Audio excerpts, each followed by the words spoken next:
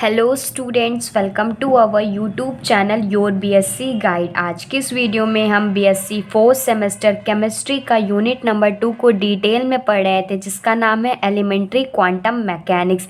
आज उसका class number 4 होने वाले हैं। इसके पहले की 3 क्लासेस हो चुकी हैं, जो कि एग्ज़ाम के पॉइंट ऑफ व्यू से इम्पॉर्टेंट है। अगर आपने नहीं देखा है तो मेरे चैनल पे जाइए, प्लेलिस्ट बनी हुई है बीएससी फोर्थ सेमेस्टर केमिस्ट्री की, आप वहाँ से जा कर के सारे लेक्चर्स को देख सकते हैं। तो वीडियो के डिस्क्रिप्शन बॉक्स में मैंने प्लेलिस्ट का लिंक भी दिया हुआ, आप वहाँ से जा कर के भी देख सकते हैं। आज के क्लास में हम लोग जो टॉपिक पढ़ने वाले हैं उसका नाम है हीट कैपेसिटी ऑफ सॉलिड। इससे जो क्वेश्चन बनता है, शॉर्ट में क्वेश्चन बनता है, पूरा का पूरा थ्योरेटिकल है। तो आप लोगों को जितनी चीज़ें मैं आप लोगों को इसमें लिखवाऊंगी, सिर्फ उतनी ही चीज़ें आप लोगों को लिखनी है और उतनी ही चीज़ें आप लोगों को याद भी करनी है, और सेम टू सेम एग्ज़ाम में भी वही लिख करके आना है, और आप लोगों को पूरे के पूरे मार्क्स मिल जाएंगे।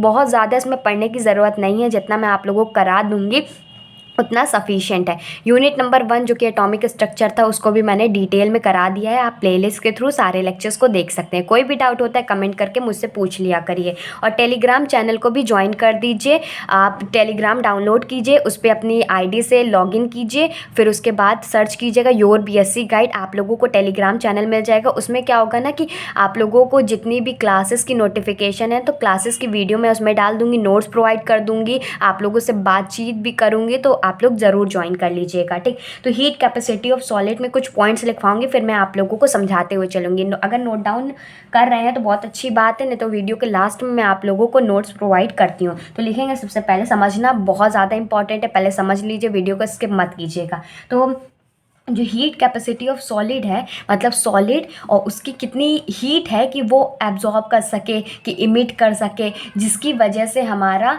प्रोसेस आगे बढ़ता है। तो इसमें लिखेंगे the amount of heat, the amount of heat required to increase its temperature by unity। इसमें क्या रहा है, द अमाउंट ऑफ हीट, मतलब जितनी अमाउंट ऑफ हीट रिक्वायर्ड हमें ज़रूरत पड़ेगी to increase its temperature by unity, कि उसका जो हमारा प्रोसेस चल रहा है, रिएक्शन चल रहा है, तो इतनी अमाउंट ऑफ हीट हमें ज़रूरत पड़ेगी टेम्परेचर को इंक्रीज़ करने के लिए, कि हमारे पास यूनिटी बन जाए, ठीक। नेक्स्ट पॉइंट लिखेंगे द टेम्परेचर, और जितना चीज़ लिखवा रही सिर्फ इतना ही लिखना है, और इतना ही आप लोगों के एग्ज़ाम में भी आएगा। तो लिखेंगे the temperature depends on the vibrations of the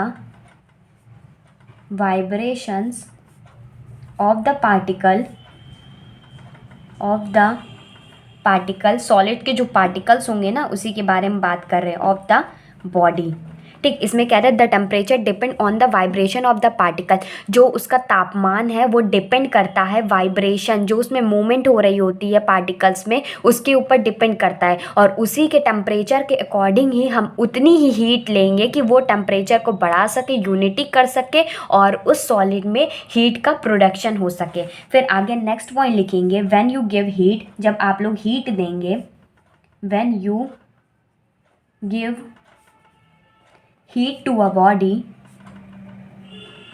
no work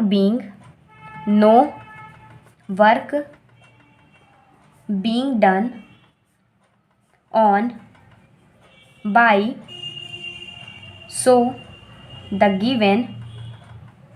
given heat is equal to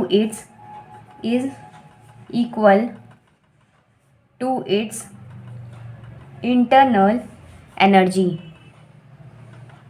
इसमें कह रहा है when you give heat to a body, जब हम किसी बॉडी को हीट देते हैं तो नो वर्क बीइंग डन, उसमें कोई भी वर्क नहीं हो रहा होता है, on by, so the given heat is equal to, जो उसकी हीट जो हम दे रहे हैं वो इक्वल हो जाएगी उसकी इंटरनल एनर्जी के इक्वल, ठीक। तो इसको हम निकालने दो तरीके से इसको निकाल सकते हैं, दो तरीके से कैलकुलेट कर सकते हैं, ठीक। तो आगे नेक्स्ट पॉइंट लिखेंगे हीट कैपेसिटी, जो हीट कैपेसिटी है, जो हीट को एब्जॉर्ब करने की या जितनी रिक्वायरमेंट होगी उसकी क्षमता होगी, तो उसको कैलकुलेट कर सकते हैं, can be calculated by two दो सिचुएशंस उसको हम लोग कैलकुलेट कर सकते हैं। सबसे पहली चीज़ है कि एट कांस्टेंट वॉल्यूम पे जिसमें CV होता है वो delta E upon delta T होता है। मतलब कांस्टेंट वॉल्यूम पे हम लोग निकाल रहे हैं हीट, तो एनर्जी और टेम्परेचर के डेल्टा पे डिपेंड करता है, मतलब बहुत माइनर सा होता है, इसीलिए डेल्टा का यूज़ करते हैं इसमें। और नेक्स्ट चीज़ है कि एट कांस्टेंट प्रेशर पे निकालते हैं।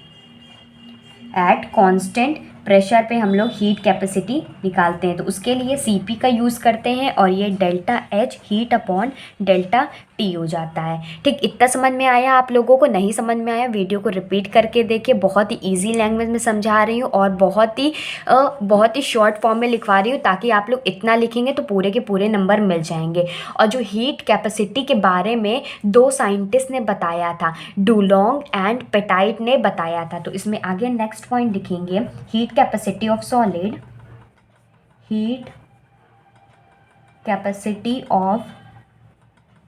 solid was given by Duolong and Pettit। ठीक, दो साइंटिस्ट ने मिल करके ये हीट कैपेसिटी ऑफ सॉलिड के बताया था।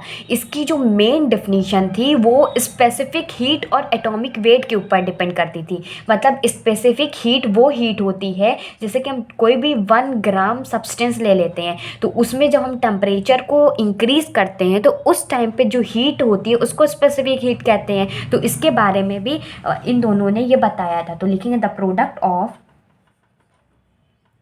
The product of specific heat capacity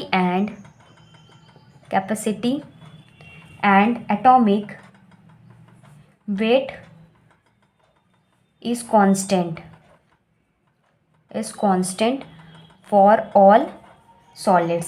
इसमें कह रहा है जो प्रोडक्ट होगा स्पेसिफिक हीट कैपेसिटी और एटॉमिक वेट का, वो कांस्टेंट के इक्वल होगा सारे सॉलिड्स के लिए। अब आगे देखते हैं कैसे कांस्टेंट के इक्वल होगा। तो पहले लिखते हैं एटॉमिक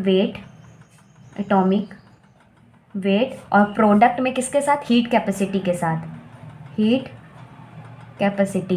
तो ये किसके इक्वल आ रहा है, कांस्टेंट। और ये कांस्टेंट जो होता है 6 के इक्वल होता है। अप्रॉक्स लिखिएगा, क्योंकि एग्जैक्टली 6 के इक्वल नहीं होता है, अप्रॉक्स में 6 के इक्वल होता है। और हम जानते हैं कि जो एटॉमिक वेट और हीट कैपेसिटी होती है, इसी को पूरा मिला करके ही एटॉमिक हीट हमारे पास बनती है। तो इतना समझ गए आप लोग। डुलोंग और पेटिट ने कहा था कि जो स्पेसिफिक हीट और एटॉमिक वेट का जो प्रोडक्ट होता है वो कांस्टेंट के इक्वल होता है और उसकी अप्रॉक्सीमेशन वैल्यू 6 होती है। अगर हम लोग एटॉमिक हीट को कैलकुलेट करेंगे ना, तो इसका हमें प्रोडक्ट चाहिए होगा। और आप लोग एक पॉइंट और लिख लीजिएगा, स्पेसिफिक हीट के बारे में लिख लीजिएगा, नहीं तो आप लोगों को शायद समझ में ना आए स्पेसिफिक हीट क्या होती है। बाकी तो आप लोगों ने क्लास 11th 12th में इसको अच्छे से पढ़ा होगा, मैं आप लोगों को फिर भी बता दे रही हूँ। देखिए इसमें लिखिएगा the amount of heat required to increase the temperature। अगर आप लोगों को एक बार में समझ में नहीं आया करे ना, तो आप मुझसे कमेंट करके ये भी पूछ लिया करिए कि आप दोबारा समझा दीजिए, मैं दोबारा भी समझा दूंगी, उसमें कोई भी प्रॉब्लम नहीं होने वाली है। और मैंने आप लोगों को टेलीग्राम चैनल के बारे में बताया ना, तो आप सबसे पहले टेलीग्राम चैनल से ज्वाइन हो जाइए, क्योंकि मैं हर तरह की अपडेट उसमें देती रहूँगी। क्योंकि यूट्यूब में क्या होता है ना कि बहुत सारी चीज़ें मैं आप लोगों को बताना रहता है तो बता नहीं पाती हूँ, और नोट्स भी प्रोवाइड करना रहता है, पेपर वेपर भी देना रहता है। तो सारी चीज़ें जो होंगी मैं टेलीग्राम के थ्रू ही आप लोगों को दे दिया करूँगी। आप लोगों को कुछ ज़्यादा उसमें झाम तो ही ना, बस प्ले स्टोर से टेलीग्राम इंस्टॉल करना है, अपने नंबर से अकाउंट बना लेना है और फिर उसके बाद सर्च करना है योर BSc गाइड और जा करके ज्वाइन हो जाना है। और ज़्यादा से ज़्यादा बच्चों तक शेयर कीजिए, यूट्यूब चैनल भी और टेलीग्राम चैनल भी, ताकि और भी लोगों तक पहुंच सके और वो भी अपनी स्टडी को बेहतरीन कर सके। ठीक, तो स्पेसिफिक हीट में मैंने बताया कि जो अमाउंट ऑफ हीट होती है required to increase the temperature of 1 gram of substance is called specific heat.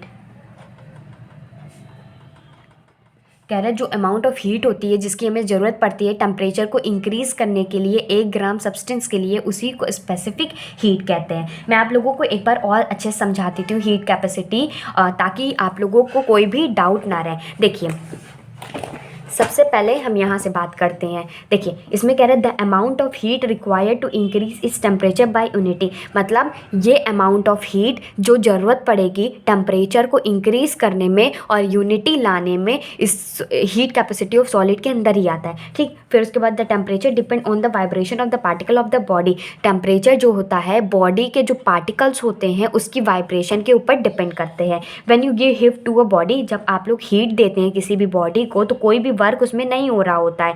The heat given is equal to the internal energy, जो हीट उसमें दी जा रही है वो इंटरनल एनर्जी के इक्वल आ जाती है। और हीट कैपेसिटी को हम दो तरीके से कैलकुलेट कर सकते हैं। कांस्टेंट वॉल्यूम पे जो आएगी delta E upon delta T होगी, कांस्टेंट प्रेशर पे C P is equal to delta H upon delta T हो जाएगी। और जो हीट कैपेसिटी ऑफ सॉलिड है उसे ड्यूलॉन्ग और पेटेट ने दिया था। उन्होंने कहा था कि जो प्रोडक्ट होता है स्पेसिफिक हीट कैपेसिटी का और एटॉमिक वेट का वो कांस्टेंट के इक्वल होता है किसी भी सॉलिड के लिए। और मैंने आप लोगों को बता दिया एटॉमिक वेट और हीट कैपेसिटी का जो प्रोडक्ट होता है जिसे हम एटॉमिक वेट भी कहते हैं कांस्टेंट के इक्वल होता है और इसकी कांस्टेंट वैल्यू अप्रॉक्सीमेशन 6 होती है। ठीक, और हीट कैपेसिटी भी बता दी है कि 1 ग्राम सब्सटेंस के लिए जो टेम्परेचर इंक्रीज़ किया जाता है तो उसमें जो अमाउंट ऑफ हीट रिक्वायर्ड होती है उसको हम लोग स्पेसिफिक हीट कहते हैं। एक चीज़ मैं आप लोगों को और बताती हूँ, जो मैंने अभी एटॉमिक हीट बताया है ना, इसको फर्स्ट टाइम क्लासिकल थ्योरी के अकॉर्डिंग ही ये मतलब निकाला गया था। तो आप लोग ये पॉइंट्स भी लिख सकते हैं। तो इसमें लिखिएगा द एटॉमिक हीट, या लिख दीजिएगा this atomic heat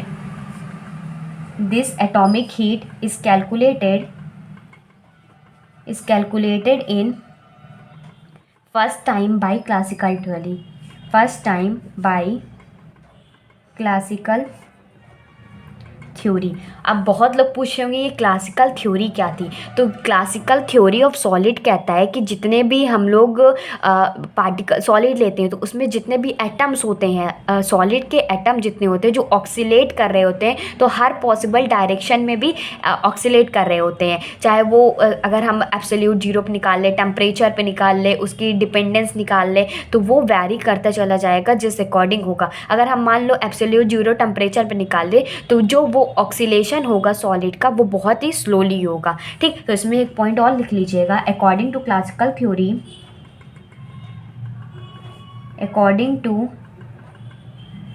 classical theory all atoms of solid oscillates, या लिख सकते हो vibrate in all possible direction even at absolute zero temperature. They oscillate